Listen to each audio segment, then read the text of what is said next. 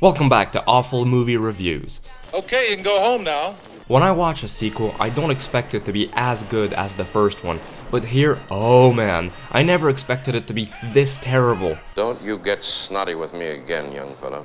But just before we get started, are there other terrible sequels to classic films? Let me know in the comments down below, and don't forget to like and subscribe to never miss out on another bad movie and cult horror movie review. This is Beware the Blob, also called Son of Blob sometimes, a direct sequel to the 1958 first movie. It's really meaningless. It's like a watered down rehash of the exact same film, but without the same quality special effects, with a disgusting script, Oh my god. and without Steve McQueen.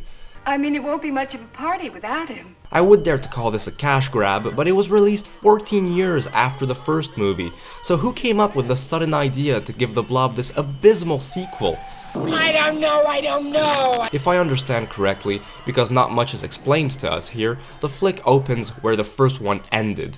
We follow a scientist who came back from an expedition in the North Pole, and what do you know, he brings back the Blob in a metal container. It gets out and then, well, I don't even have to explain the rest. I wonder if the nincompoop who wrote the script even watched the first movie, because at the end, when the Blob is dropped off into the North Pole, there's a whole crate containing it, but here it's just a small capsule. And what kind of moronic scientist would just leave such sensitive and life-threatening material in his own refrigerator? My mother did once. The two main characters are very forgettable. I hated them. The acting is horrid. I thought that the acting in the first movie was bad. Well, here it's even worse. My ass crack smells better than this. All right, sonny boy, that's the way you want to play it. No more Mr. Nice Guy.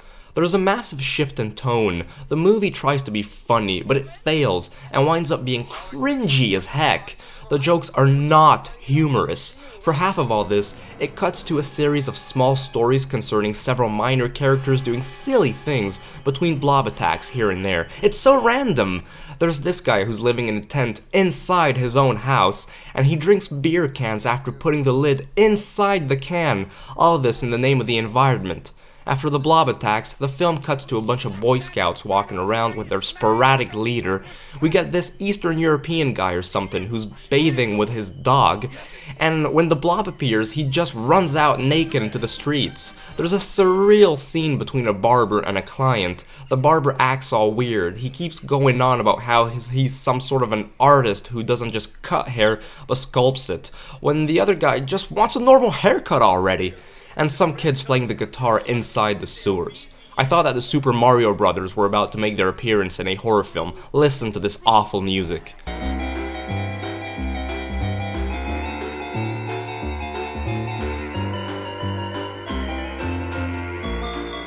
For a piece of crap like this, it did make some interesting parallels with the first one. I find it funny how one of the victims of the Blob is actually watching the original Blob on TV. In the first movie, during the climax, the Blob is seen oozing out of the theater, and everyone runs out. Here, it's in a bowling alley, and in the 1958 version, there's a car mechanic who gets eaten by the Blob, and same thing here. We get the Blob which slowly creeps up on an unsuspecting mechanic during the climatic sequence. But for all of that being said, it's not funny enough to be a good comedy, nor is it scary enough to be a worthy horror film. During the whole movie, I was asking myself, what the heck am I watching? The only thing that's horror about it is just how horribly bad it is. And now, there's only one last thing to do. I want you to get all the gasoline you can. Put out all the flares. What an awful movie! Kill you! No! No! Mommy, please!